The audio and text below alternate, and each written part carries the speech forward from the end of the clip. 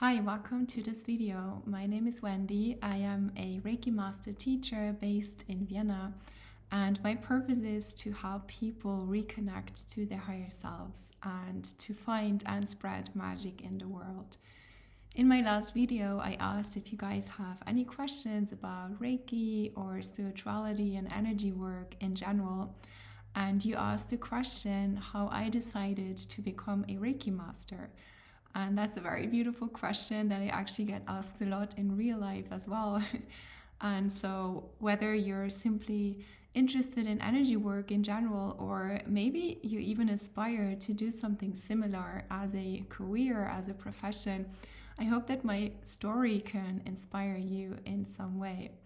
So, I feel like I really want to divide this question into two separate videos. I feel like it's two different things about how I actually got in touch with Reiki, how I learned Reiki, how I practiced Reiki, and then started mastering it, if you can say so. So that's one part of the story, and then the other really is how and why I decided to quit the job that I was working up until then, and how my journey as a Reiki master then started for real. So yeah, when people ask me, how did you become a Reiki Master Teacher? I always start with the same sentence. I always say, I have always been quite a peculiar child. And I think what I'm about to say is something that you can probably relate to a lot. I feel like as children, we are very, very intuitive. We are very in touch with our emotions, with energies around us, with nature. We know what we want, we feel our feelings and all of that. And so maybe you can relate to the things that I used to do as a child. Like when I was sad, I would sit in my tree. I would feel very comforted by the tree, or when the wind was blowing, I felt like it was telling me a secret. And I was collecting stones and crystals, and I would make magic potions out of the leaves and the flowers that I collected.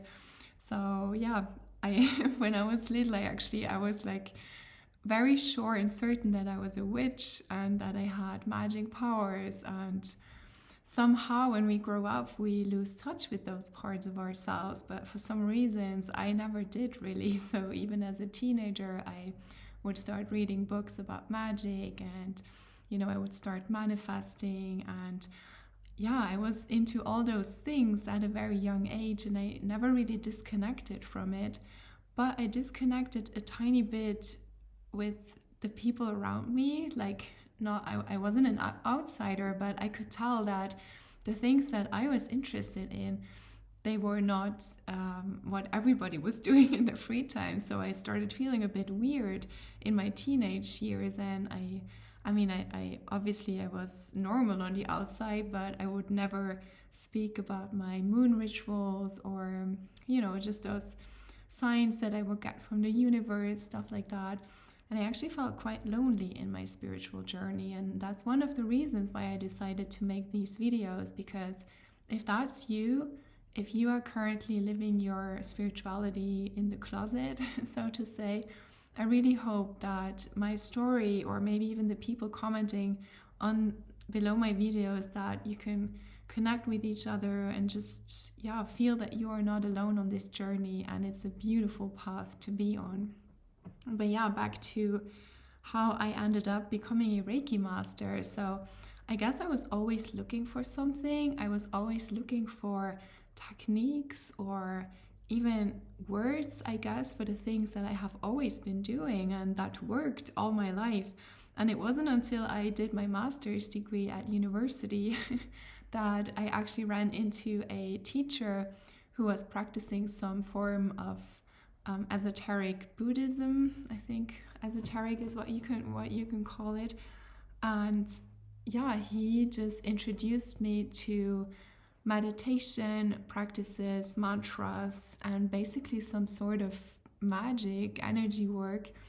And I then started speaking to more people about spirituality, because I learned that there are actually other grown-ups out there that are also very normal, down to earth. They have like a normal job and they just function normally. They're not woo-woo or anything.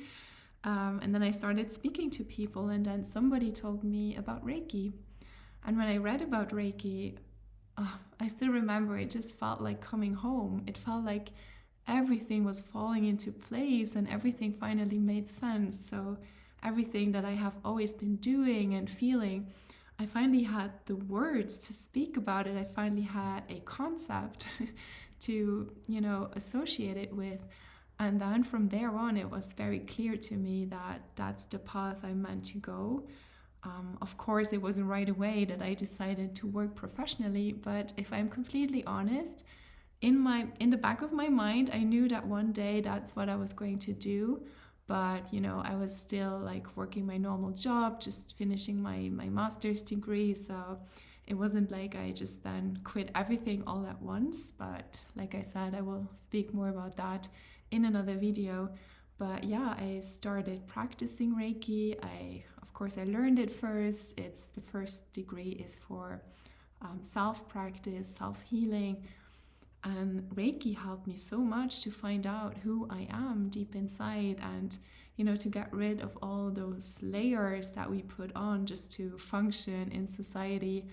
And it really helped me to get in touch with my higher self, and that then gave me the confidence in the next step to do this professionally. And it worked from the very beginning. I'm not saying that I had hundreds of clients lined up from the start, but I could tell that it's what I was meant to do, because it just flowed so easily and I got so much joy out of doing that work. And so if that's something you may be struggling with right now, like finding out what it is that you want to do, or wanting to learn more about energy work, or just like different aspects of spirituality to reconnect deeply to yourself, then please feel free to leave any questions that you may have in the comment sections, and I'm more than happy to make a video about it.